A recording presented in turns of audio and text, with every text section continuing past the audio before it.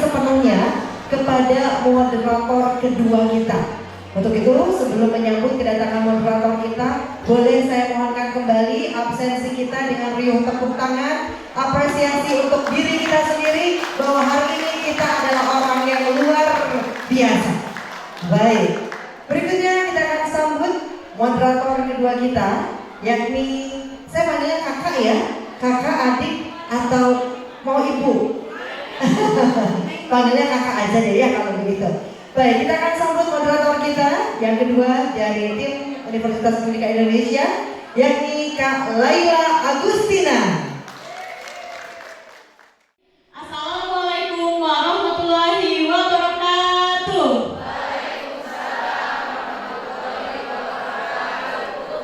Sebelumnya perkenalan dahulu, saya Laila Agustina, panggil saja Laila.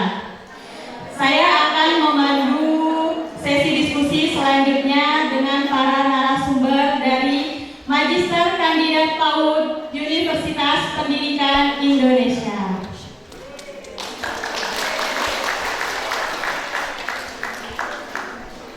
Nah, sebelum kita lanjut ke sesi diskusi, saya mau tes semangatnya dulu nih. Bagaimana Bapak Ibu, masih semangat? Alhamdulillah, luar biasa. Nah, biar lebih segar lagi, kita ice breaking dulu ya. Boleh ada yang mendampingi saya, menemani di depan untuk ice breaking. Ada yang mau? Boleh 5 orang? Untuk gerak dan lagu ice breaking. Boleh 5 orang? Ya, Ibu, mangga. Nama saya Sarah Nurhanisa, saya dari TK Asalam Parompong.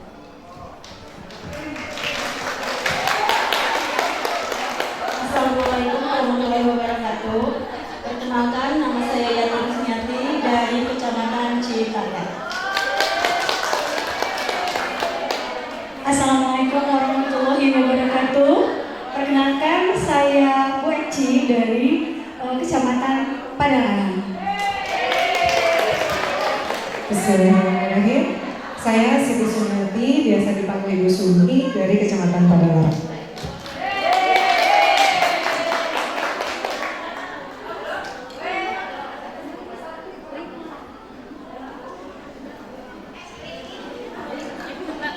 Bismillahirrahmanirrahim. Saya Fitriani Suteja, dipanggil Bu Fitri dari TK Mufi 2, Kecamatan Nyaplak. Bismillahirrahmanirrahim. Saya Dika dari TK Kartika 825 Pusdika pada Kecamatan Padalarang. Nah, kita mulai ice breaking-nya ya. Operator. Belum. Semangat semua. Semangat. Kayaknya nasinya belum turun ya. Kita tepuk semangat dulu ya. Tepuk semangat. Semangat. Semangat. Buka mulut tertawa 3 kali. Buka mulut tertawa 2 kali.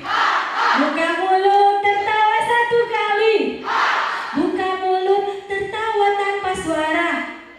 Nah, keren. Udah fokus. Silakan.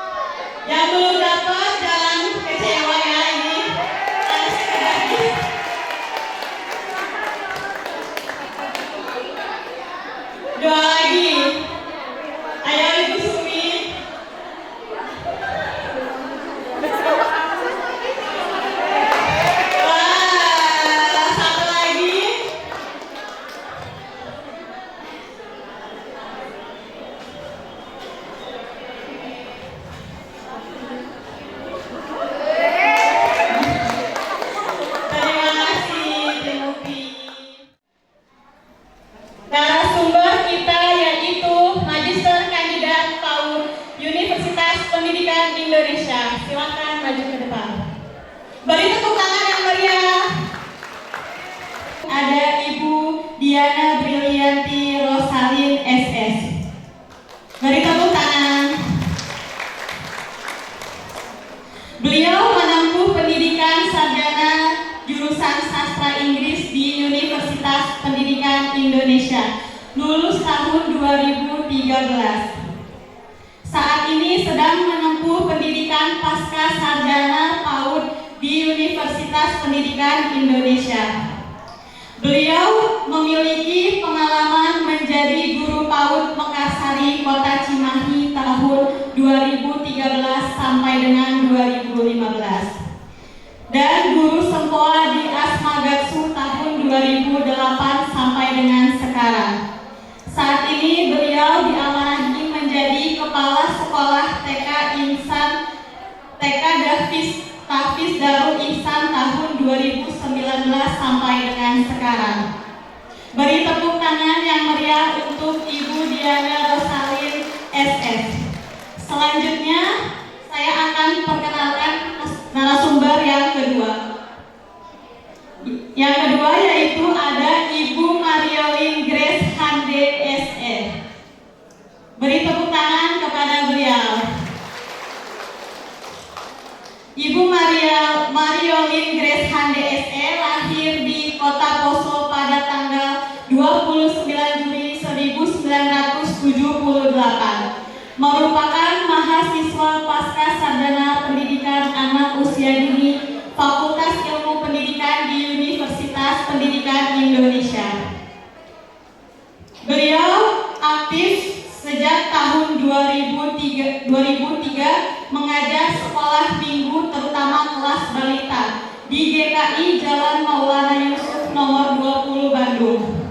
Saat ini sedang mendampingi pelayanan anak GKI Maulana Yusuf untuk gerak dan lagu di Radio Maestro. Pemateri juga saat ini aktif menjadi koordinator olahraga Komisi Dewasa GKI di Maulana Yusuf. Beliau juga pernah menjadi salah satu pemateri di International Conference Early Childhood Education pada Oktober 2024. Beliau saat ini concern untuk mengembangkan diri agar lebih bermanfaat khususnya di pendidikan anak usia dini. Beri tepuk tangan lagi. Selanjutnya ada Ibu Raden Siti Sri Nuryati SE. Beliau berpengalaman sebagai guru kelas di TK Haruman ILY tahun 2004 sampai dengan 2019. Sekarang beliau diamanahi sebagai Sekretaris Yayasan ILY Haruman tahun 2016 sampai sekarang dan sebagai Kepala Sekolah juga di TK Haruman ILY tahun 2019 sampai sekarang. Beliau memiliki banyak sekali pengalaman organisasi. Yang pertama yaitu sebagai Sekretaris IGTKI di Kecamatan Ujung Beruk tahun 2021 sampai 2025. Sebagai Sekretaris GOPTKI di Kecamatan Ujung Beruk tahun 2021. Sebagai Seksi Pemberdayaan Perempuan PGRI Kecamatan Ujung Beruk tahun 2020. Sebagai Ketua Gugus PKG di Kecamatan Ujung Beruk tahun 2022. Sebagai Bidang Pengembangan Program Pokja PAUD Prasiaga Kota Bandung tahun 2022. Dan terakhir sebagai Ketua Pokja Bunda PAUD Kecamatan Ujung Beruk tahun 2024. Tepuk tangan yang meriah untuk Ibu Raden Siti Sri Nuryati SE. Selanjutnya kita akan mendengarkan pemaparan dari para narasumber kita hari ini terkait penciptaan deep learning di kelas khususnya untuk guru TK. Beliau ini akan menjelaskan terkait apa itu mindful learning, meaningful learning, dan joyful learning. Kepada para narasumber disilakan beri tepuk tangan yang meriah. Bismillahirrahmanirrahim. Pertama-tama saya mau mengucapkan alhamdulillahirrahmanirrahim. Terima kasih banyak atas kerjasamanya dengan Ketua IGTKI Kabupaten Bandung Barat. Terima kasih atas kesempatannya, terutama kepada Ketua IGTKI Kecamatan Batu Jajar terlebih dahulu. Mohon tepuk tangannya untuk Ibu Sri karena beliau memang fasilitasi kami untuk nyambung dengan Ketua IGTKI. Jadi alhamdulillah kegiatan hari ini adalah kerjasama kita ya ibu-ibu semua, bukan hanya kerja kami saja. Baik, pertama-tama saya mau bertanya dulu, apa kabar bunda-bunda semuanya?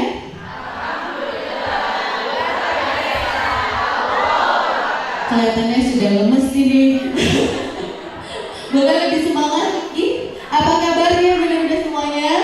Alhamdulillah, biasa Allah Akbar. Alhamdulillah, lebih semangat. Baik, sebelum saya menjelaskan tentang masuk ke dalam deep learning, kita simak dulu nih, apa kata Pak Menteri tentang deep learning ini. Boleh kita simak dulu sama-sama. Dan di madrasah itu masih tetap dapat terus diberlakukan, baik yang menerapkan kurikulum K13 maupun yang menerapkan kurikulum Merdeka, semuanya masih bisa terus menerapkan dua kurikulum itu sesuai dengan apa yang telah dilaksanakan oleh masing-masing satuan pendidikan. Deep learning itu sesungguhnya kalau saya baca berbagai referensi sudah mulai diperkenalkan di beberapa negara pada tahun 76. Sekali lagi bukan sesuatu yang baru sama sekali. Bahkan kalau nanti saya jelaskan lebih lanjut terkait dengan hasanah atau tradisi, dan mungkin kita bisa menyebut turos yang berkembang dalam dunia pendidikan Islam, banyak yang sesungguhnya di dalam tradisi pendidikan Islam itu sudah menerapkan deep learning, hanya mungkin namanya saja yang berbeda. Saya ingat guru saya dulu itu kan menekankan pembelajaran yang mendalam. Beliau mengatakan al-ilmu fis sudur wala fis sutur. Ilmu itu ya apa yang ditanam dalam dada yang kita pelajari, kita kuasai dengan baik, kita internalisasikan, kita amalkan, bukan apa yang tertulis di buku-buku. Tapi masih menggunakan kurikulum yang lama. Boleh kurikulum ke-13 masih boleh berlaku, kurikulum Merdeka pun masih berlaku. Baik, saya mau tanya dulu, ibu-ibu, kalau dengar kata guru yang diingat guru zaman dulu, ada nggak yang menyimpan kenangan dalam? Ada nggak? Ada yang mau berbagi cerita? Ada yang diingat guru kelas berapa atau guru TK atau guru siapa? Boleh siapa yang pada mau bercerita? Siapa? Ibu ada bu? Kenangannya kalau saya nggak masuk TK, boleh jenjang yang lain. Guru bahasa Arab. Killer. Padahal baiknya luar biasa. Karena saya tidak dapat mengikuti seperti murid-murid yang lain bidang studi itu. Jadi pas ketemu belum apa-apa udah bete duluan. Pulangnya masuk asrama nangis pasti setiap hari Rabu. Dan saya masih ingat selalu namanya. Alhamdulillah dengan pengalaman itu juga saya di usia tertentu berniat ingin lebih baik untuk belajar karena kebaikan beliau. Ternyata bisa semendalam itu ya ibu. Saya yakin setiap orang punya guru yang mendalam di dalam hatinya. Saya juga punya. Namanya Bu Ido. Beliau hadir di sini. Boleh berdiri? Mana Bu Ido? Ada Bu Ido? Bu Ido guru TK saya. Saya ingat terus dari kecil. Karena beliau ada Bu Ido. Ada Bu Ido. Ada Bu Ido berdiri Bu Ido. Kita doakan Bu Ido sama-sama, mudah-mudahan Bu Ido sehat selalu, bahagia selalu. Bu Idonya malu, ada di sana. Oke, baik. Ya, beliau adalah guru TK saya. Ya, jadi sampai saat ini saya mengingat terus apa saja kenangannya. Karena memang mau Bu Ido itu sampai jajan bakso, gitu ya. Sampai karena saya telat dijemput gitu ya sama mama saya. Mama saya guru TK juga, jadi mama masih di dalam kelas gitu. Jadi saya dengan beliau gitu. Nah itu sangat berkesan dan semuanya kenangan-kenangan yang mendalam itu akan disimpan oleh anak-anak kita. Ibu-ibu yakin? Ya, karena selama masa Golden Age itu mereka menyimpan memori yang mau yang baik, mau yang buruk, semuanya tersimpan. Masya Allah. Oke, kemudian salah satu lagi deep learning yang saya rasakan adalah ketika pelatihan di Lembang, saya waktu itu melihat Bu Haji Im. Bu Haji Im itu beliau memberikan pelatihan tentang literasi dan itu sangat mendalam buat saya. Akhirnya saya bermimpi dari situ. Saya mau jadi pembicara seperti Bu Haji Im. Masya Allah, tabarakallah, alhamdulillah, bismillah. Hari ini saya bisa berdiri di sini, masya Allah, alhamdulillah. Allah izinkan saya untuk menjadi pembicara di depan ibu-ibu semua. Bukan untuk menggurui ibu-ibu ya, tapi saya ingin berbagi saja, masya Allah. Baik, jadi pembelajaran mendalam itu bisa sangat mempengaruhi anak-anak. Oke. Baik, kita masuk ke dalam materi. Yang tadi telah dijelaskan oleh Pak Menteri bahwa deep learning itu bukan kurikulum baru, tapi deep learning adalah sebuah pendekatan. Nah, ini adalah definisi deep learning. Deep learning ada pembelajaran mendalam merupakan deep learning atau pembelajaran mendalam merupakan pendekatan yang memuliakan dengan menekankan pada penciptaan suasana belajar dan proses pembelajaran berkesadaran, bermakna dan menggembirakan melalui olah pikir, olah hati, olah rasa dan olahraga secara holistik dan terpadu. Inilah definisi deep learning. Jadi dia merupakan pendekatan yang memuliakan, bukan merupakan kurikulum baru. Memuliakan siapa? Memuliakan semua yang terlibat dalam pendidikan. Bukan hanya gurunya saja yang dimuliakan, tapi juga siswanya. Ya, siswanya menjadi perhatian juga. Bukan hanya bukan hanya teacher center ya, tapi student center juga. Jadi diperhatikan apa saja kebutuhan siswa-siswa.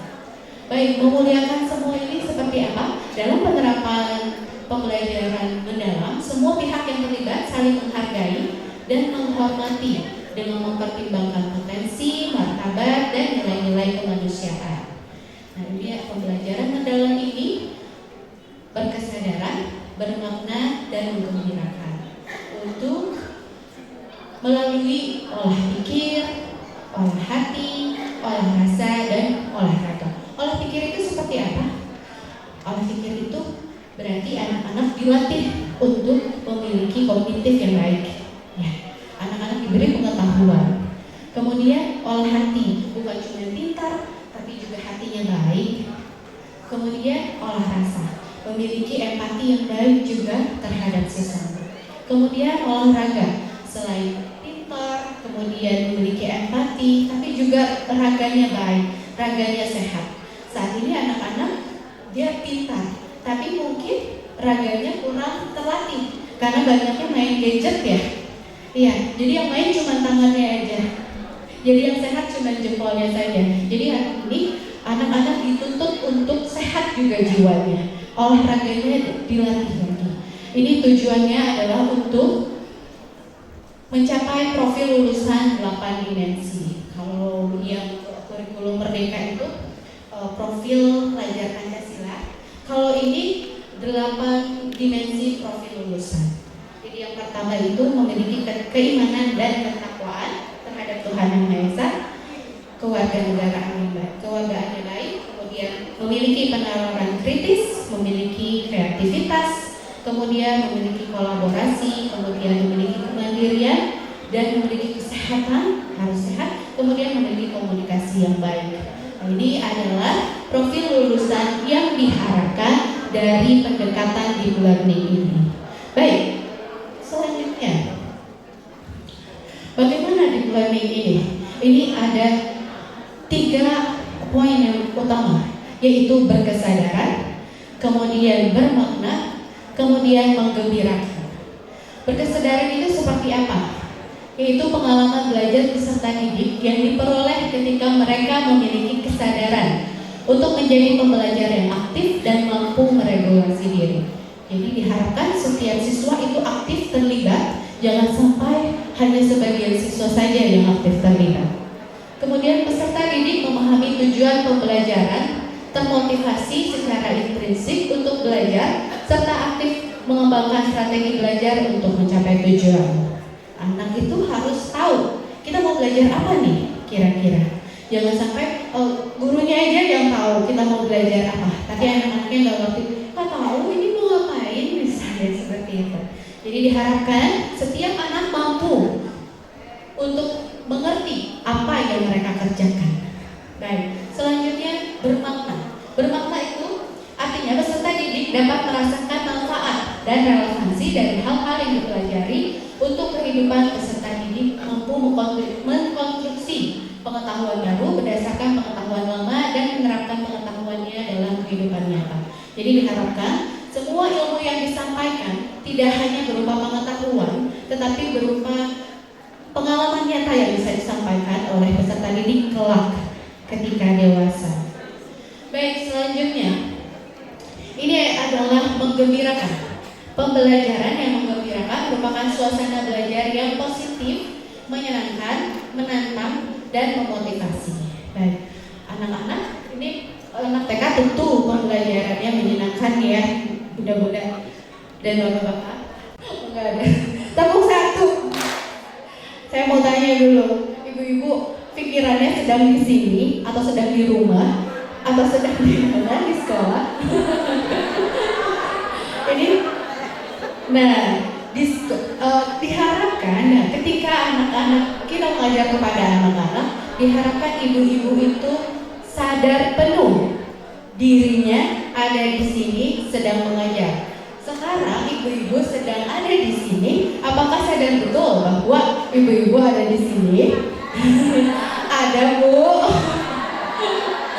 Jangan sampai raganya di sini, hatinya, pikirannya di rumah. Ada cucian, ada jemuran. Masya Allah. Baik. Jadi ibu-ibu, kesadaran atau mindfulness ini adalah kesadaran penuh pada momen saat ini. Kesadaran ini tanpa menghakimi, fokus pada sensasi fisik, emosi, dan pikiran. Tapi bukan mengosongkan pikiran, tapi mengamati dengan tenang. Mengamati dengan tenang. Boleh ibu-ibu hadirkan dulu seluruh kesadarannya di sini ya Bu ya.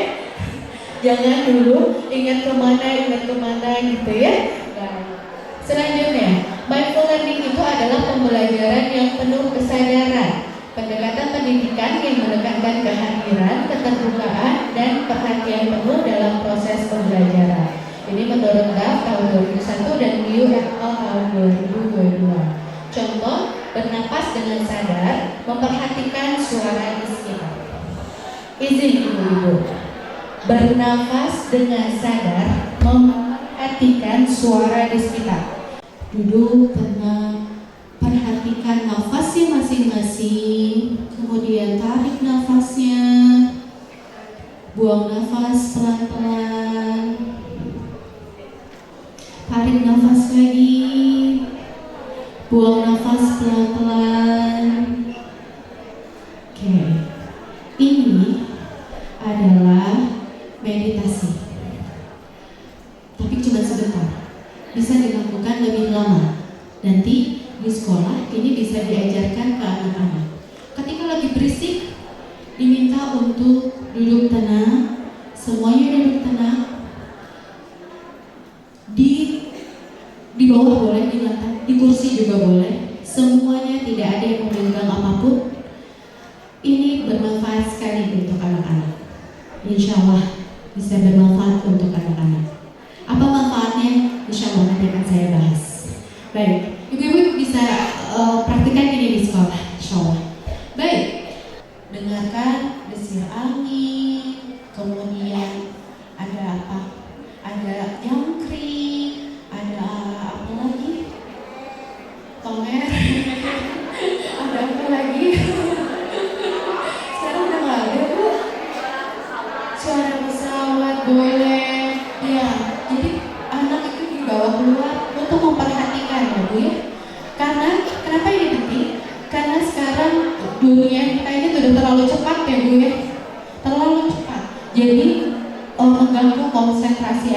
mengganggu fokus anak. Nah, ini sangat bermanfaat untuk meningkatkan fokus anak.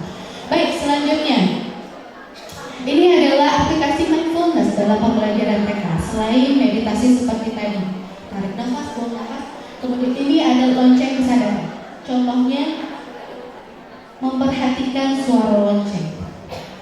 Ini juga cukup bisa dilakukan di sekolah. Atau kalau bukan suara lonceng, misalnya suara apa ya kira-kira di sekolah? Iya, bisa desis juga, boleh. Suara apapun, tapi tolong anak-anak itu fokus untuk memperhatikan suara ini. Kemudian bisa juga latihan pernafasan, bernafas dalam dan perlahan seperti yang barusan kita lakukan ya Bu ya. Anak-anak disuruh duduk tenang, kemudian tarik nafas, kemudian buang perlahan. Kemudian gerakan tubuh sadar. Nah, yoga sederhana atau peragangan ringan ini juga bisa kita lakukan untuk melatih mindfulness anak, kesadaran anak ya. Kemudian berkisah atau mendongeng, memperhatikan detail cerita dan emosi karakter. Kadang-kadang ketika kita bercerita anak-anak kurang fokus. Ya, jadi ini adalah caranya untuk melatih fokus. Ketika kita bercerita, kemudian ditanya tadi siapa yang terjatuh, misalnya di kisah itu ada yang terjatuh. Nah, itu anak-anak bisa atau tidak untuk menjawab. Baik, ini adalah aplikasinya yang bisa diaplikasikan di TK atau banyak lagi kegiatan lain yang bisa dilakukan. Intinya adalah melatih kesadaran anak. Anak sadar betul bahwa dirinya hadir saat itu di sekolah, tidak sedang di rumah. Pikirannya tidak di rumah ingat gadgetnya misalnya gitu ya. Tapi anak sedang di sekolah, sedang bersama-sama teman-teman dan gurunya. Itu ini bisa dipraktekkan. Baik, selanjutnya apa saja sih manfaat mindfulness bagi anak TK? Ini ada riset dapat meningkatkan fokus. Studi menunjukkan peningkatan fokus sebanyak 20%. Nah, apakah kita akan bersyukur atau tidak Bu? Kalau anak-anak kita fokusnya meningkat, pasti fokusnya pasti kita senang ya Bu ya. Pasti bersyukur sekali kalau anak-anak kita ini fokusnya meningkat. Kemudian dapat meregulasi emosi, dapat mengurangi kecemasan sebanyak 25%. Masya Allah. Jadi saat ini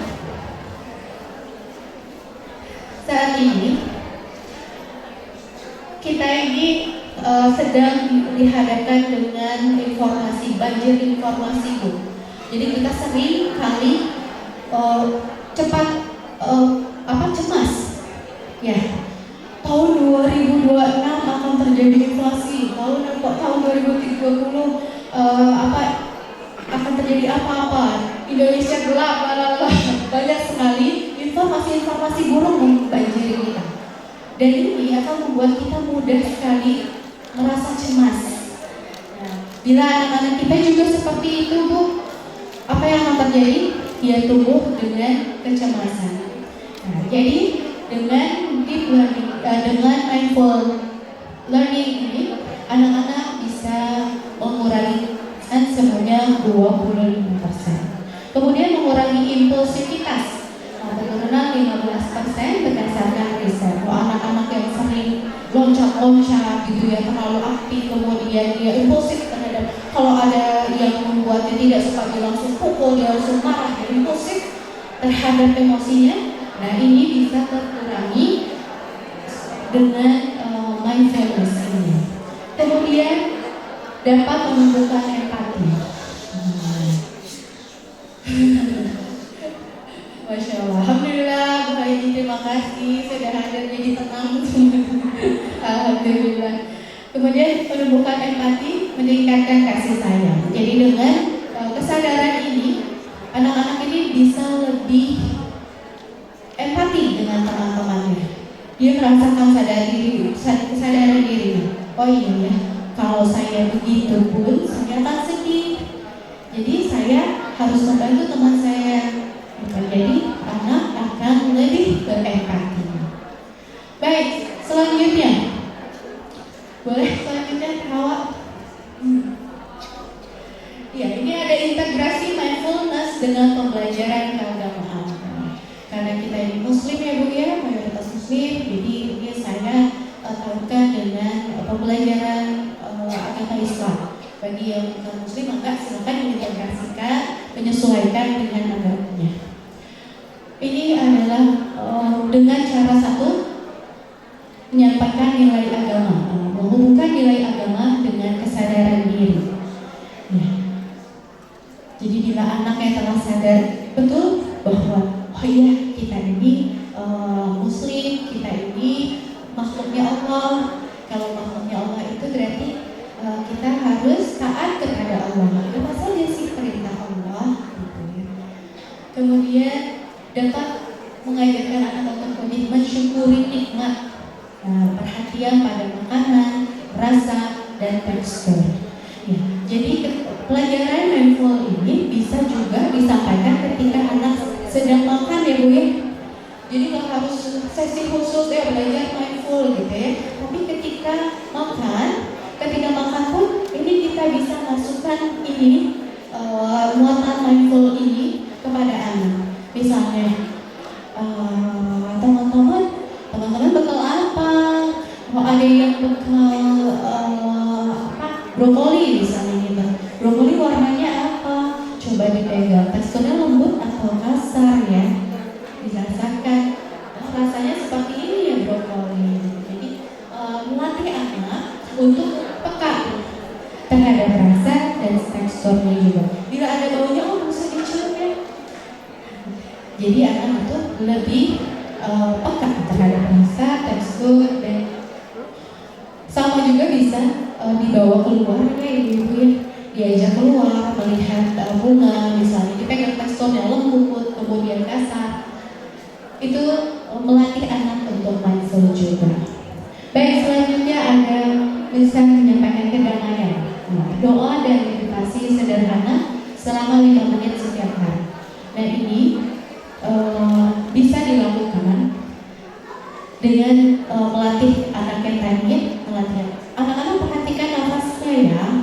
Tarik nafas, buang nafas. Itu kalau anak-anak diterangkan meditasi mungkin akan bingung. Tetapi yuk kita atur nafas yuk, misalnya seperti itu. Nah, bila diajak seperti itu, ikutin bu guru ya, duduk tenang, tarik nafas, buang nafas. Nah, itu bisa disampaikan insya Allah. Kemudian bisa melakukan kasih sayang. Ya, praktik kebaikan, membantu orang tua, menolong teman, dan merawat anak-anak.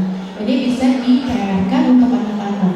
Misalnya tugas hari ini membantu orang tua ya. Hari ini membantu orang tua ya. Nah, bisa dicairkan ke anak-anak. Baik, selanjutnya. Ini ada contoh praktisnya, bisa doa dan pernapasan yang tadi, kemudian bisa menyampaikan sirah nabawiyah atau kisah Nabi, menanamkan keimanan dan nilai karakter baik, kemudian bisa lewat karya seni, kemudian kegiatan berbagi. Ini adalah contoh-contoh praktis integrasi keagamaan. Selanjutnya, ini tantangan yang mungkin dihadapi, ada kurangnya waktu, resistensi, konsistensi, dan kurangnya pelatihan. Jadi ada juga kekurangan, ada juga tantangan yang mungkin dihadapi. Karena waktu mungkin ya, ketika belajar itu pembelajarannya waktunya kurang. Jadi kita buru-buru, gurunya itu udah buru-buru. Jadi ke anaknya juga kurang tenang. Nah, jadi diharapkan gurunya lebih tenang agar anak-anak juga lebih tenang. Kemudian ada resistensi orang tua yang tidak setuju. Nah, ini juga orang tua mungkin ada yang kurang setuju karena ngapain sih belajar seperti itu, padahal itu ada manfaatnya. Kemudian konsistensi yang membutuhkan komitmen jangka panjang. Nah, kemudian pelatihan awal ini sangat direkomendasikan. Jadi diharapkan ada pelatihan selanjutnya. Baik, selanjutnya strategi mengatasi tantangannya adalah aktivitas sederhana, memulai dengan aktivitas singkat 5-10 menit. Kemudian ada jadwal rutin, membuat jadwal dan mengingatkan diri sendiri. Kemudian mengkomunikasikan manfaat kepada orang tua. Kemudian pelatihan, mengikuti pelatihan dan berbagi pengalaman. Baik, selanjutnya ini ada tipsnya untuk guru. Ini boleh dilihat aja.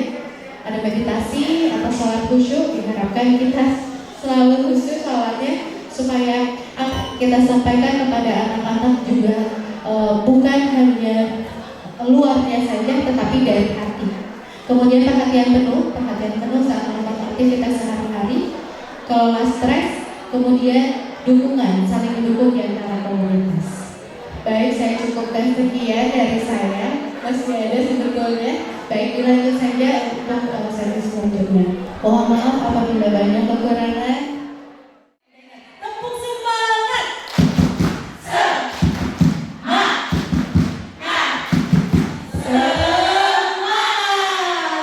Oke, kembali lagi semangat kita ya. Dan saya saat ini dapat kesempatan 10 menit ya. Bu Laila, Kak Laila. Ya. Oke, langsung biar cepat karena slide saya cuma 6 lembar. Oke. Nah, untuk saat ini saya diberi kesempatan memberikan keterangan, memberikan penjelasan tentang pembelajaran bermakna untuk anak usia dini. Nah, saya sendiri sebagai praktisi yang sebenarnya tidak terlibat langsung di PAUD, agak sedikit takut awalnya menerangkan masalah ini kepada ibu-ibu yang semuanya sangat berpengalaman, dilihat dari range usianya dan yang masih muda sampai yang udah berpengalaman. Apalagi ada seorang guru dari Ibu Diana segala ada di sini ya.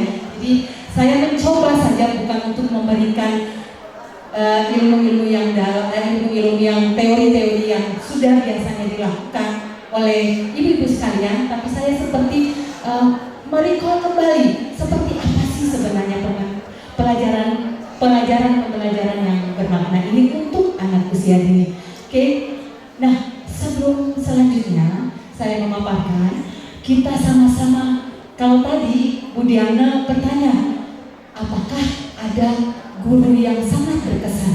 Tapi saat ini saya bertanya kepada ibu sekalian, apa pengalaman yang paling berkesan saat kita kanak-kanak? Ini pertanyaan yang mirip untuk mengenang masa lalu, tapi isinya berbeda. Kita mau bertanya apa yang menjadi paling berkesan untuk kita? Kita bisa mengingat, recall ya, mengembalikan kenangan masa kecil kita. Nah, apa yang menjadi kenangan kita dalam pembelajaran itu adalah pembelajaran yang mendalam.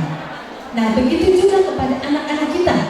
Saat ini, anak-anak ini yang berada di TK Bapak Ibu sekalian adalah anak-anak yang sedang dibangun. Oke, ini saya sadur dari buku yang ditulis oleh Prof. Mudi, yaitu Meaningful Learning itu adalah pembelajaran yang bermakna di mana proses kognitif peserta didik secara aktif membangun pemahaman dan pengetahuan yang dialami dan dirasakan oleh dirinya sendiri dengan menghubungkan informasi baru dengan pengalaman dan pengetahuan sebelumnya.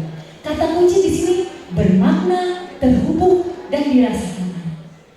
Tadi bagaimana Ibu Diana menjelaskan, kita di kelas membuat anak jangan mengingat apa yang ada di rumah, baik mainannya, kesayangannya, peliharaan, binatang peliharaan, atau gadgetnya. Kita membawa anak-anak kita masuk ke dalam lingkungan belajar. Kita pun juga sebagai guru menyimpan segala masalah kita di loker depan pintu kelas, masuk dengan sepenuh hati dan jiwa raga, sehingga kita bisa memberikan apa yang bisa kita berikan dengan maksimal kepada anak-anak kita. Nah, oleh karena itu bermakna untuk kita dan kita berikan kepada anak-anak, bermakna untuk anak-anak kita dan terhubung membangun suatu pengetahuan baru. Anak-anak kita mendapatkan ketika anak-anak kita datang, mereka masing-masing pribadi punya pengalaman yang berbeda. Ketika mereka masuk ke kelas, kita memberikan hal yang baru. Mereka membuat suatu connecting. Mereka membuat suatu keterhubungan antara yang kita berikan dengan apa yang sudah mereka berikan, sehingga menjadi pengetahuan baru. Nah, dan akan dirasakan anak sepanjang hayat, seperti yang menjadi kenangan kita ketika kita saat ini, kenangan masa kecil kita yang paling bermakna pasti tadi. Itulah long time. Jadi anak-anak masa golden age, di mana di pembentukan kognitif mereka sangat mempengaruhi kehidupan mereka selanjutnya. awal, anak-anak kita ini berharga.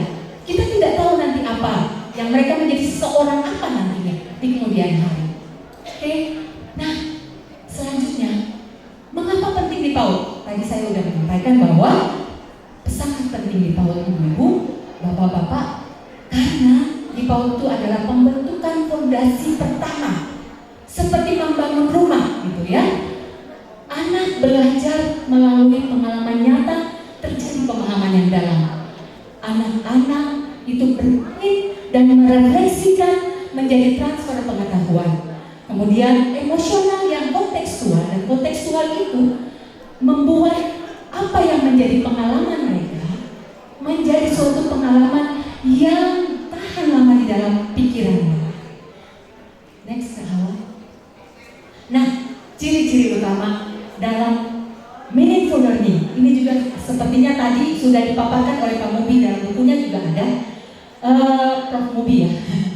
Nah, oke, ciri-ciri utama meaningful learning: melibatkan peserta didik secara aktif.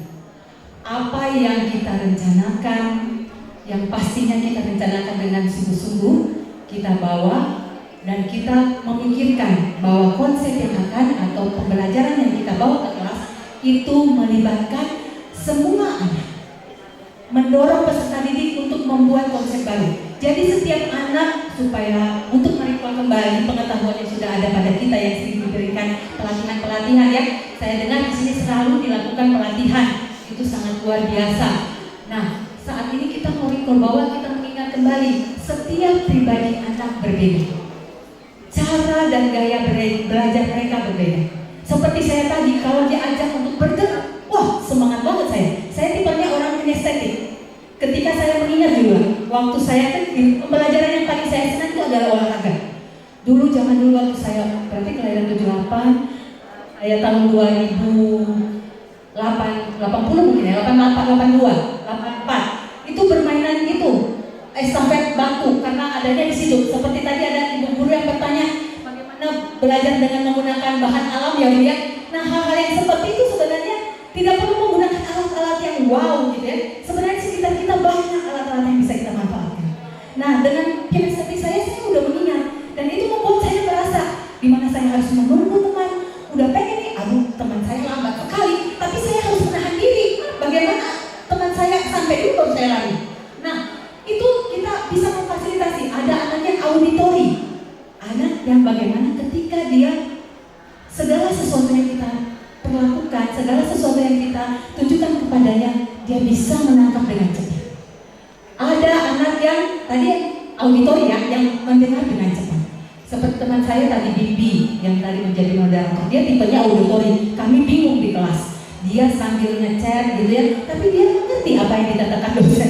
Sangat multi-diction. Nah, jadi dia multi talentnya itu ya, bisa sambil baca, tapi karena kelebihannya auditori. Anak kita itu hati-hati juga untuk kalau kita sedang mengajar bersama teman rekan kita mengajar, jangan sampai juga bergosip seperti yang tadi Pak Bu bilang. Anak menyimak mendengar, mungkin dia melihat sambil menggambar karena dia itu auditori, dia mendengar, dia belajar, guru memberikan teladan apanya dengan lewat auditorinya. Apakah guru sedang membicarakan hal yang baik atau sedang membicarakan hal yang gimana ya, gitu ya, gitu. Nah, oke, ada juga tipe anak-anak kita yang memang punya pengalaman yang sangat perasa, ya. Jadi kita tuh harus mengetahui anak-anak spesifikasi dan pengalaman mereka dan gaya belajar mereka seperti apa. Sehingga ketika kita merancang suatu pembelajaran, anak kita juga bisa ikut serta dalam pembelajaran dan menjadi bermakna untuk mereka, menjadikan fondasi mereka. Nah, kemudian meningkatkan pemahaman yang mendalam dan menjadi ingatan jangka panjang. Karena kita memberikan yang terbaik, kita mengenal anak kita, mereka mendapatkan sesuatu motivasi yang baru, mereka mendapatkan pengalaman baru dan teringat dalam ingatan mereka, menjadi jangka panjang mereka selanjutnya. Kemudian yang penting ini, menekankan pemecahan masalah, pemikiran kritis, penerapan pengetahuan dalam konteks yang nyata. Kita tidak perlu memikirkan hal-hal yang wah di luar sana, tapi kita memikirkan yang ada di depan kita. Kita tahu yang konteks, sehingga mereka dalam kehidupan sehari-hari, mereka membawa ilmu mereka untuk mereka lebih mendalami. Mereka bisa berpikir Karena kalau kita memberikan apa yang mereka tidak tahu, justru mereka ngawang-ngawang. Sesuatu yang nyata dalam kehidupan sehari-hari mereka, itulah yang menjadi cara kita untuk membuat rancangan supaya mereka bisa lebih mengerti, menghubungkan bagaimana kalau anak kita sedang fondasi, kita baru pasang pasir, batunya belum ada tapi kita udah pasang kayu, udah pasang besi-besi, nanti nggak ikat tuh ilmunya. Jadi kita harus step by step dan kita mengenal apa ini yang menjadi dasar mereka yang perlu kita tanamkan kepada anak-anak kita. Nah, next, membina pembelajaran yang kolaboratif dan interaksi sosial, wadah antara anak saling belajar dan membangun pemahaman bersama. Oke, ibu-ibu sekalian dan bapak, anak-anak tidak cuma belajar dari kita. Kita tentunya menjadi seperti ibu-ibu dan bapak tahu ya teori Erikson yang dimana scaffolding. Kita sebagai scaffolding mereka untuk mereka terbantu, dimana mereka itu pemahaman kalau tanpa bantuan ya mereka pengetahuannya sebelah sini, di sini. Tapi ketika kita membantu bisa ke-upgrade. Tapi anak-anak kita juga bisa belajar lewat teman sebaya mereka. Jadi kita kamu jangan ini, jangan itu. Kemudian ketika ada suatu konflik, berantem, buru-buru kita leraikan tanpa kita tahu sebenarnya ada esensi yang bisa kita bangun di situ. Jadi mungkin kita juga mulai mengamati dulu prosesnya pelan-pelan, tidak langsung menjustifikasi atau tiba-tiba langsung paranoid. Apa ini? Ada apa ini yang kerok dia ini? Apalagi kalau anak ya, kita datang, anak itu memang kita udah tahu itu bandel gitu ya. Kemudian bahkan tiba-tiba dia udah bikin nangis 1 orang, bikin nangis 3 orang. Padahal bukan dia tuh, kita langsung bilang, kamu ya. Nah, mungkin kita harus tahu, mengamati dulu, jangan langsung.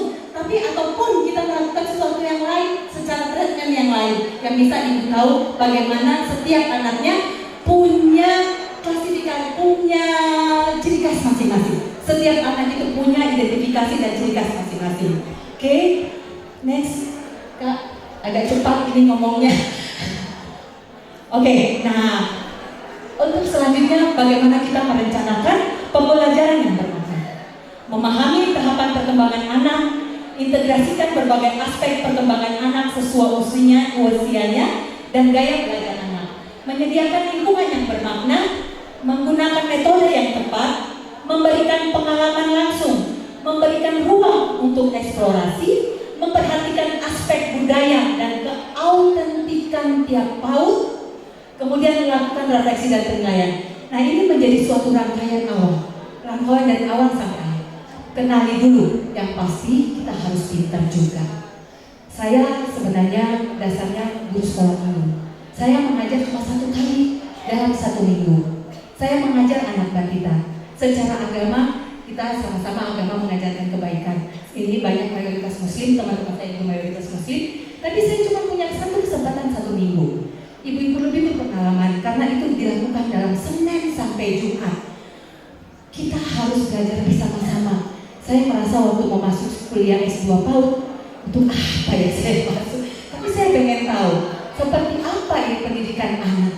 Jadi saya sambil merasakan ternyata memang perlu.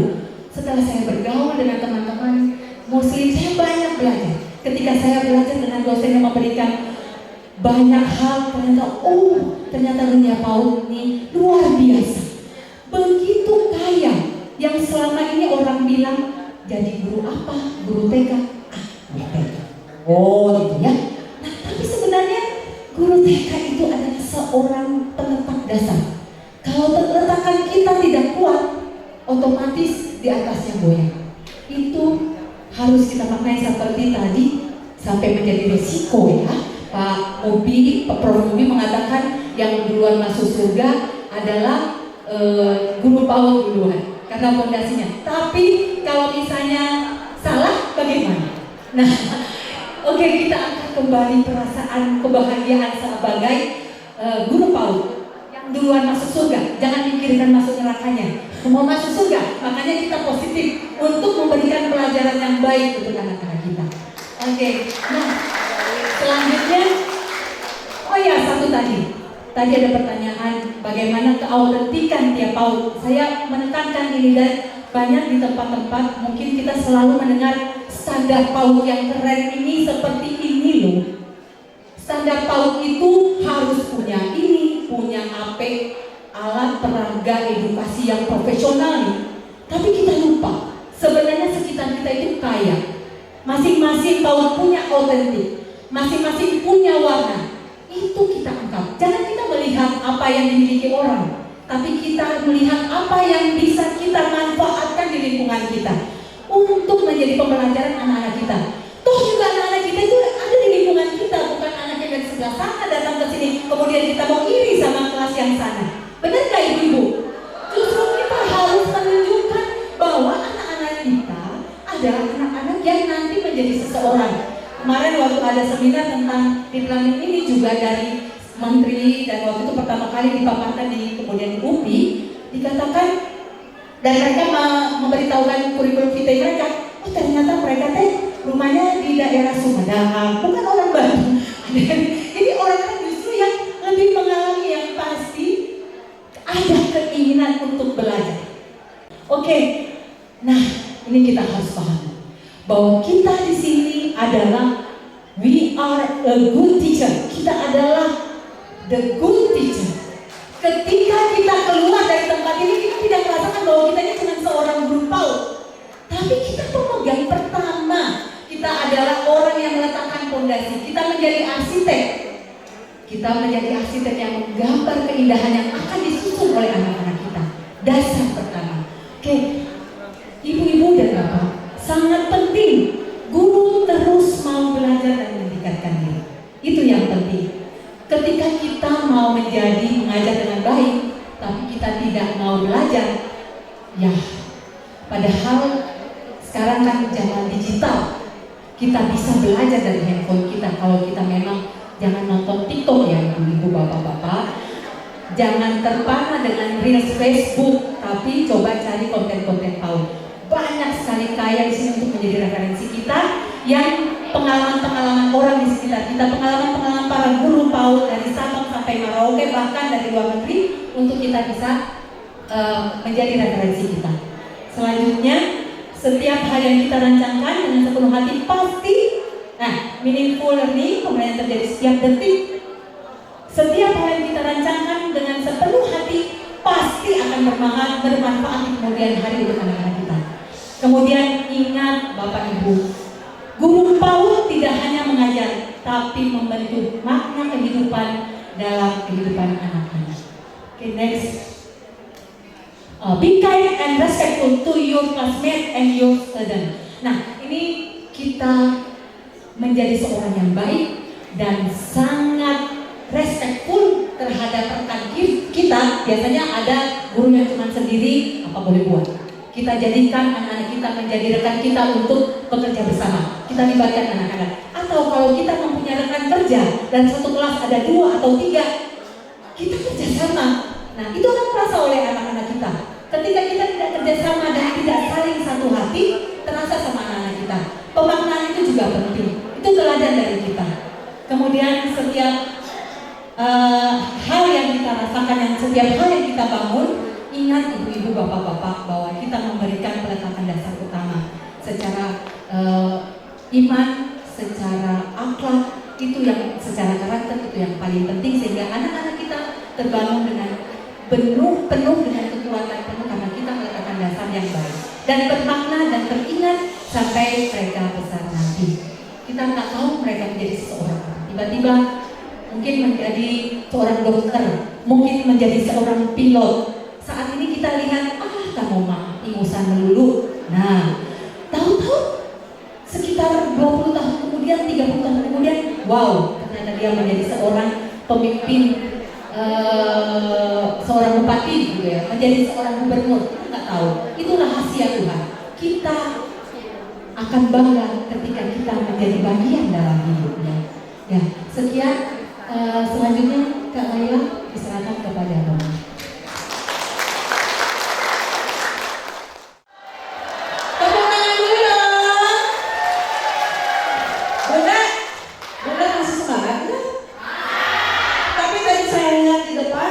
Nah, hasilnya kan handphone.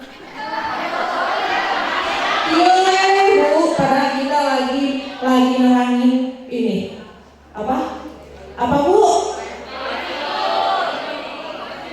Segala macam yang si bu itu gitu ya. Tapi bundanya sendiri tinggal di HP, gimana tuh? Ya? Foto, alasannya foto, yang sini alasannya apa? HP status, yang dari sana apa alasannya main HP? Sepisan alasan. Coba.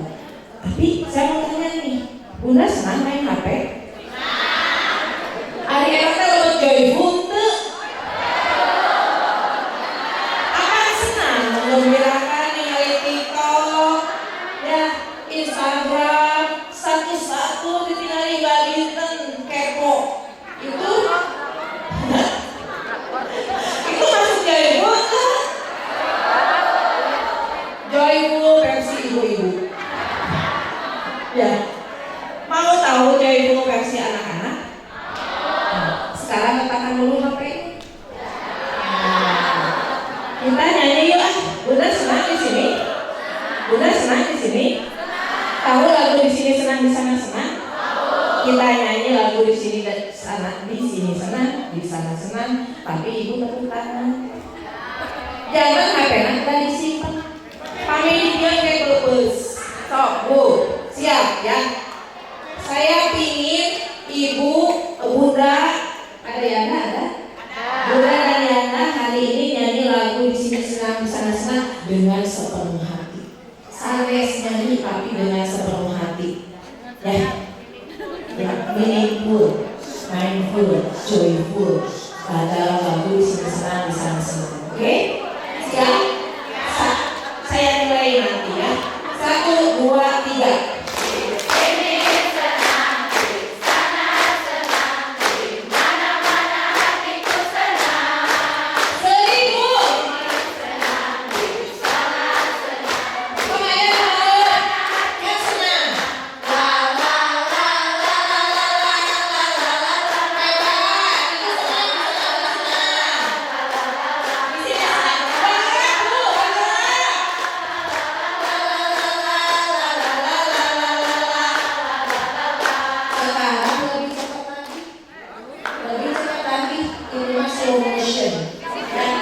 Ya, 1, 2, 3. Di sini senang, di sana senang, di mana hatiku senang. Di sini senang, di sana senang, di mana hatiku senang. La la la la la la la la. Lagi senang lagi. Di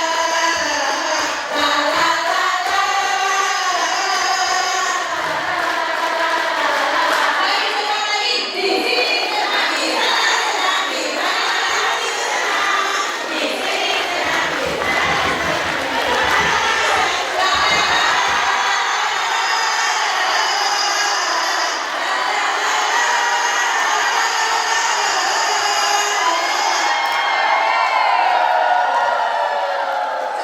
Di sini senang, di untuk anak TK sudah dari Bareto. Ya, cuman ini mah apanya Bu? Istilah joyful teh seperti apa? Tapi saya yakin Bunda dari tahun berapa? Kalau itu tadi ada ibu gurunya siapa? Ibu gurunya Bu Diana. Guru TK pun masih ada. Masya Allah, hebat bisa. Kan Bu Diana masih ingat ya guru TK-nya. Tapi kalau saya insya Allah tidak. Saya sekolah di UPI pun S2 senior.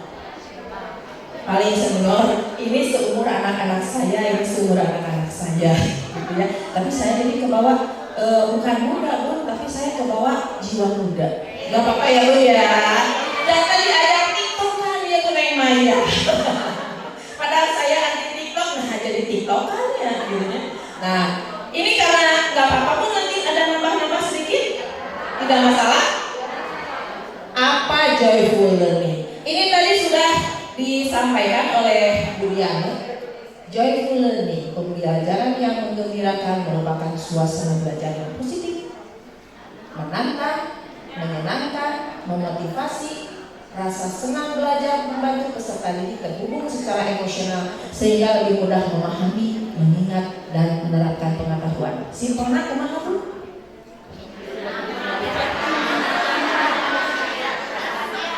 Kegiatan menyenangkan menimbulkan rasa gembira. Terhubung secara emosional sehingga lebih mudah memahami, mengingat, menerapkan pengetahuan. Jangan sampai seserian wae, tapi ada sesuatu di balik itu. Look beyond what you see, ya. Lihat di balik itu. Jadi anak-anak itu belajar apa? Kita menciptakan lingkungan belajar yang menyenangkan. Tugas siapa itu? Akil, cina tadi kata ibu teh. Ya, akil tugasnya seperti apa? Ya? Nggak apa-apa. Nah jadi itu Bu. Jadi tidak semata-mata hanya senang saja, ya. Tapi ada proses untuk anak yang senang. Untuk apa ini, gitu ya? Rasa senang ini apa? Ada nggak Bunda ketika ngajar di kelas anaknya tadi diem, anaknya tadi juru,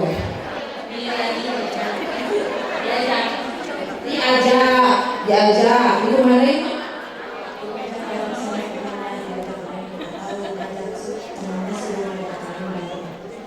Mengajak temannya, diajak ke ibu guru, gitu ya.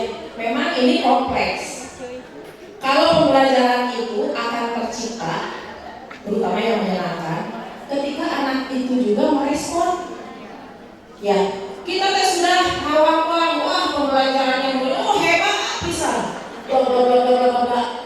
Anak-anaknya tidak tertarik. Ya, asal sia-sia gitu. Nah, nanti kita bahas di sini ya. Jadi ini suatu proses joyful ini ya, supaya anak-anak itu apa? Bukan semata-mata happy, tapi lingkungan yang menyenangkan. Anak jadi gimana Bu? Aktif, mau bertanya, ingin tahunya lebih besar, karena dia senang. Ya, karena dia merasa ingin tahu lebih banyak. Bunda bikin kegiatan, wah ini apa lagi ya? Ini Bunda mau apa lagi ya? Mungkin Bunda tiap pas masuk kelas, Bunda teh mau tema tentang beruang. Si Bunda tiba-tiba Bunda pakai topeng beruang, pakai kostum beruang. Wow, sekali itu. Kaget tuh Bunda pun. Kaget, oh apa naon cenah. Langsung gitu. Jadi tiap hari itu ada sesuatu yang bikin anak-anak teh kepo. Ya, kepo naon deui si guru gitu. Nah itu punya itu salah satu contoh apa? Joyful. Jadi sanes keserian wae, sanes lucu-lucuan wae, tikokan sanes joyful. Karena tidak ada di balik itu, makan balik itu ya, seperti itu. Ini baru definisi. Tapi dari definisi ini udah bisa menyimpulkan apa saja prinsip dasar joyful learning di PAUD. Nih, Atos child center berpusat anak-anak sudah checklist stress free. Tah ieu coba masih pengen teu aya ibu guruna anu sok menghukum, anu sok mengancam. Cepat beresin, namun teu mau pasien konsumsi, mau pasien permen, cepat mau istirahat, ada nggak? Enggak. Insya Allah di KBB mas ada yang harus ke ayam begitu. Checklist, tidak ada tekanan, hukuman, tidak ada kompetisi. Ya, anaknya tidak terburu-buru. Terus ibu mah udah bagus nih, kamu lari-lari ya lari terus. Sekarang kalau kakak gue bisa stresnya, boro-boro mengerjakan dengan cepat, stresnya mau ayah anak-anaknya ya. Nah ini buat stress free, bebas tekanan. Lalu apalagi multisensori, seluruh indera untuk penguatan, pemahaman, atau pun, terus dari dulu juga sudah, kecuali apa? Jangan ada tinggal ibu kepala. Enak gitu. insya Allah balager judulnya kayak gitu. Kontekstual dan otentik, belajar melalui pengalamannya. Nah, terus itu di rumah apa sih checklistnya? Ya. Lalu satu lagi, keterlibatan emosional, emosi positif sebagai katalisator pembelajaran. KBB sudah. Nah, udah ya, udah saya tidak usah bicara lagi ya, terus beres 5 menit. Checklist ini sudah. Terus dengan itu. Tepuk tangan untuk KBB. Hebat, jempol semua. Ini apa lagi? Karakteristik joyful learning. Nanti ya di ke Prof Bubi nilainya 100. Sadayana harus dilaksanakan joyful. Pantesan semuanya tadi keren, nyanyi di sini senang, di sana senang. Bun, saya di lembaga saya ada prasiaga. Ya, kebetulan saya bagian program di Dinas Pendidikan Kota Bandung. Joyful udah ada Bun di situ. Ya, ya itu teh semuanya Bun proses. Jadi joyful itu prosesnya. Gimana anak merasa tertantang untuk belajar, mau keingintahuannya lebih besar, mau menimba lebih lagi. Apalagi kalau proyek yang panjang ya, benar teh kayak kemarin P5 misalnya gitu ya. P5 teh yang seminggu, ada yang sebulan dikerjain. Anak teh naon deuinya engine ngerjakeun naon deui engine. Ketika nanti ditampilkan, wow bangganya. Dilihat sama orang tua, dilihat sama keluarganya semuanya. Itu ada proses. Aku mau ngerjain yang ini, aku mau ngerjain yang itu. Ya, atau sadayana itu 100 deui wae. Nih, checklist ini mah. Karakteristik joyful learning, bermain aktif. Anak-anaknya semua bermain aktif. Teu aya di juru? Teu aya. Checklist deui, bebas berekspresi. Kan pisan. Saya nggak usah banyak menerangkan. Interaksi sosial, mau berteman dengan temannya?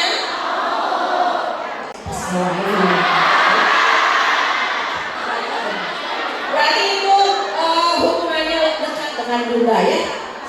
Tapi kalau bocor bocor ya. Lalu ini terhubung dengan alam. Tahu terhubung dengan alam apa Bun?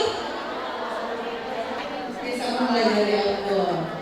Di outdoor. Mau outing ya, mau perkemahan segala macam, terhubung dengan alam. Anak-anak belajar dari alam. Lushat bisa dari alam, ya semuanya bisa dari alam. Ibu tadi juga udah dibilang tadi kata Bu Rio gitu ya.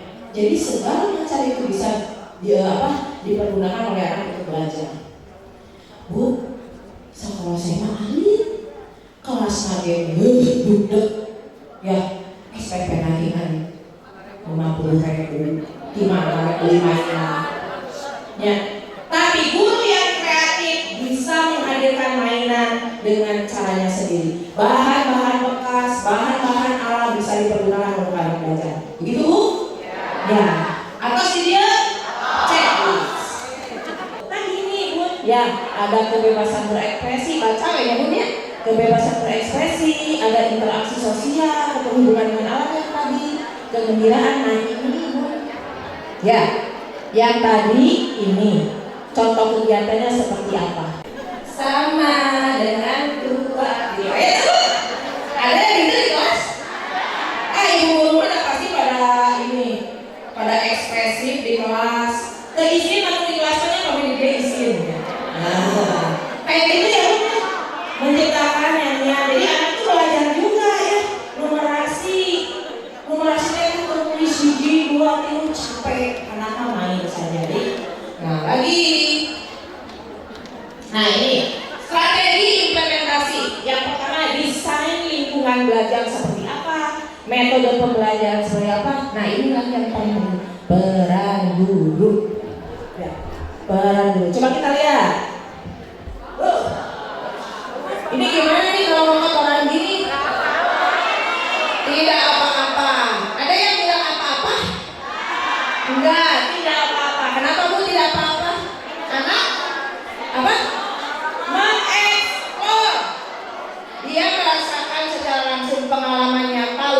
sidak kumaha, kami kotor kumaha. Ini banyak yang bisa dipelajari dari ya, anak bisa belajar dari lingkungannya. Lihat, desain lingkungan belajar.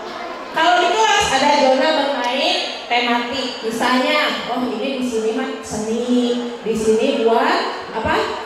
Nah, gitu ya, pas bermain peran, bla bla bla. Itu ciptakan zona bermain tematiknya. Lalu material terbuka kembali lagi tadi. Apa coba material terbuka? Eta itu istilah ruspak ya eta.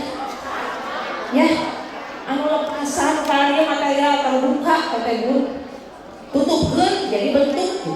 Ya, nah kayak gini. Lalu apa? Simulasi visual. Bunda kalau di kelas aya hiasan tuh, nu ngagarantung, anu nempel, warna-warni, eta bu. Checklist dari checklist. Lagi metode pembelajaran bercerita interaktif, permainan berbasis malah, seni dan musik, eksperimen sains sederhana. Ada yang tidak dimengerti ini? Hah? Mana yang tidak mengerti? Udah. Coba ini udah jam berapa? Udah lewat 10 menit. Kita ngebut. Nah ini mah kos ya. Kos langsung. Tah, peran guru baca. Abi mau amacakeun dan capek. Peran guru, aktivator, kolaborator, culture builder. Jadi pengembang budaya belajar, menciptakan lingkungan yang positif yang mendukung pembelajaran anak di kelas. Yakin ya?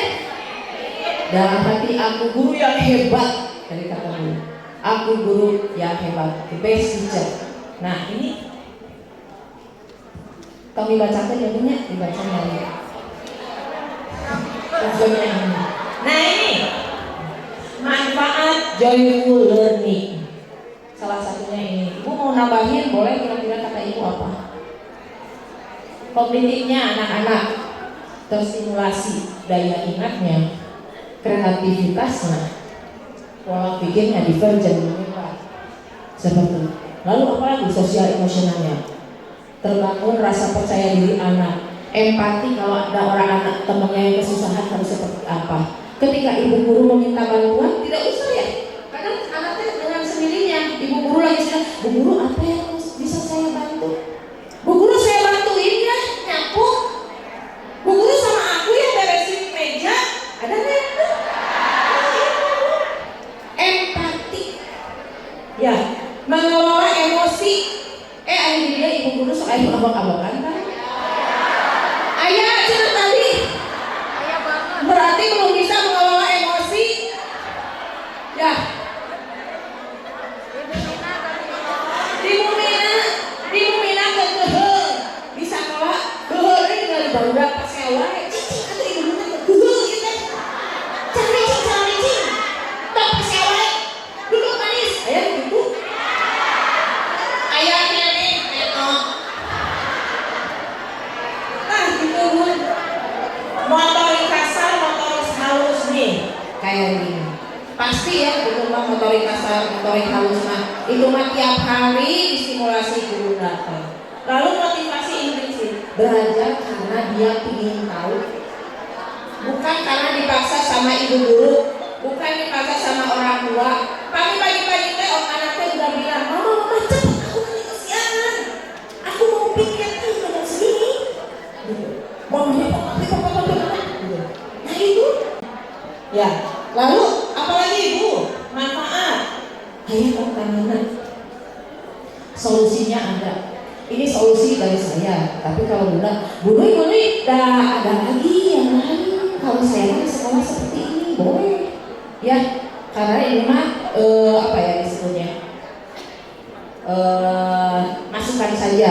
Tapi kalau ada yang lebih baik itu bagus. Misalnya ini kurangnya pengalaman guru tentang perbedaan joyful learning dengan bermain. Nah begitu tadi bermain apa tadi yang tidak ada manfaatnya? Bermain TikTok. Ayo nama bos kayak ibu guru ajarin TikTok ke anak-anak. Jadinya ulah. Karena apa? Banyak oke. Ini terus Iya ya. Nah ini aja nih, Ibu Guru, ada pelatihan desain kegiatan bermakna dengan tujuan pembelajaran tersembunyi. Jadi ada sesuatu yang penting yang tidak dimasukkan ke kurikulum, tapi Ibu laksanakan. Seperti itu ya. Ini. Lalu kita buat tekanan kurikulum yang kaku harus A, B, C, D. Tapi Bunda masukkan integrasi tujuan ke dalam permainan. Jadi bermain, tapi bermain yang bermakna. Lalu minim sumber daya. Tadi sudah ya, memanfaatkan sumber daya yang ada. Barang-barang bekas, bahan-bahan dari alam bisa dimanfaatkan. Nah, ini kalau ada anak berkebutuhan khusus, modifikasi aktivitas dan penggunaan alat bantu visual atau sensorik. Tuh lihat tuh kayak di situ tuh. Ya, anak belajar apa? Nah kayak gitu seperti itu, ya. Joyful learning di PAUD. Nah, ini kayak gini. Misalnya belajar temanya hewan laut, kegiatannya seninya mewarnai gambar ikan. Engkau pakai ini wae atunya punya, warnain teh. Krayon deui, pensil warna deui. Tuh, pakai spons sampai pasti di sini mah lebih keren ya. Ini mah contoh. Sainsnya, eksperimen apung dan tenggelam, kumaha Bu? Aya dan taung, ya. Aya udah jauh, itu permainan itu. Lalu bermain peran, pura-pura jadi penyelam, menyelamatkan pemburu, terumbu karang. Di kelas, di setting kelasnya, jadi seolah-olah itu ada di dalam laut bisa. Lalu apa lagi? Mainin kalamurina bobo versi laut sambil menirukan gerakan ikan muat ya seru. Marina bobo gitu ya. Ulah gitu. Outputnya apa? Anak memahami konsep sains sederhana, melatih motorik halus dan mengembangkan imajinasi. Laras itu yang dicapai ini ya. Nah, nanti Bunda ini bikin ini ya tugas. Saya mau sertifikat. Saya pada sertifikat 32 JP. Cung. Sedikit. Cung, saya pada sertifikat 32 JP. Berarti kena menyelesaikan tugas. Nah, lagi. Nah, ini terakhir. Jadi apa? Joyful learning di PAUD bukan sekedar belajar sambil bermain, tapi pendekatan holistik, ya Bu ya, holistik yang memadukan kebahagiaan, eksplorasi dan tujuan pembelajaran. Terus, nah, gitu. Jadi kata kuncinya menghormati hak anak untuk menikmati proses belajar, betul? Merancang kegiatan yang relevan dengan dunia anak, betul? Dan membangun hubungan antara guru dan anak hangat. Cinta dulu ya. Ini mah tentang deep learning, maka nanti dibaca. Bikin RPP, tapi ayah joyfulnya, ayah mindfulnya, ayah meaningfulnya, oke? Gampang lah cinta yang nama. Ya, ada yang sudah 20 tahun mengajar? 30 tahun? 40 tahun? Berarti semuanya pisang. Nah ini ya, tepuk tangan untuk kita semua. Jelas Bu, joyful Bu? Alhamdulillah. Nah ini, buatlah rencana pembelajaran satu kegiatan saja dengan pendekatan deep learning dari awal sampai akhir ya, dari pembukaan sampai penutup itu ada unsur ini. Gak usah semuanya Bun, tapi ada joyfulnya di mana, meaningfulnya di mana, ya, yang seperti itu. Nanti ini akan di-share, misalnya kemana Bu? Ke panitia. Nah, nanti akan di-share ke panitia. Ini untuk syarat sebagai dapat sertifikat, ya, secepatnya. Oke? Pantas panintan, bunyi pamit bunyi seenggaknya ya, mohon maaf lahir dan batin meskipun kita baru bersua ya. Ada yang pernah bersua dengan saya? Belum ya? KBB tapi insya Allah sama Bunda ya. Sama Bunda ini sudah. Karena Bunda satu kota ya Bunda. Nah, gitu. Nah seperti itu ya dari saya. Kalau di jalan ketemu saya di Sapa ya, namanya Bu Nuy, temannya panjang dari Agil gitu ya. Ya? Sami, cas dulu, cas dulu. Bu Nuy berarti ya. Aja Ibu sekali. Mohon sekian dari saya, mudah-mudahan semangat dan mudah-mudahan dapat mengaplikasikan hari ini saya dengan teman-teman ya. Wassalamualaikum warahmatullahi wabarakatuh.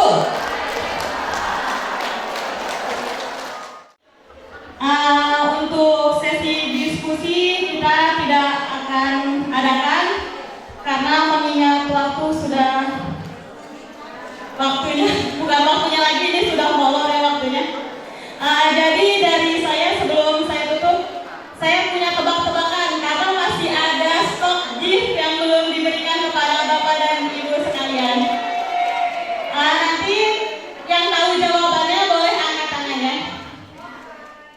Siapakah nama keynote speaker kita hari ini? Angkat tangan yang tahu. Baik Ibu, silakan maju ke depan.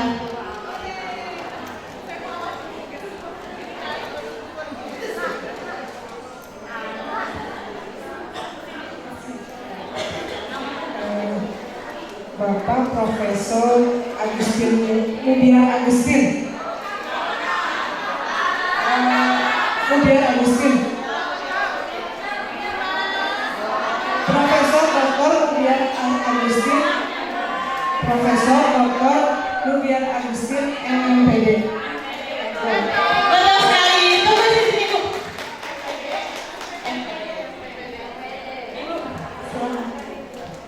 Foto dulu. Lengkap Bapak Dekan Fakultas Ilmu Pendidikan Universitas Pendidikan Indonesia. Baik, yang belakang silakan maju ke depan.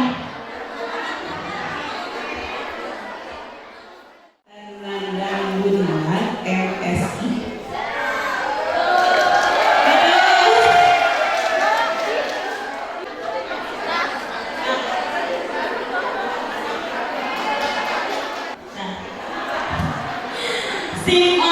Pertanyaannya adalah kesimpulan dari workshop hari ini dari ketiga narasumber yang tadi sudah dipaparkan kesimpulannya.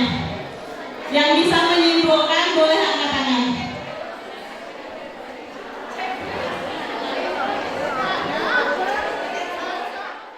Menyimpulkan pembelajaran pelatihan hari ini tentang deep learning, yaitu pelatihan mendesain pembelajaran yang menyenangkan untuk murid-murid kita di kelas, sehingga menimbulkan atau memotivasi anak menjadi anak yang kreatif, yang empati, yang inovasi, dan berkarakter. Itu menjadi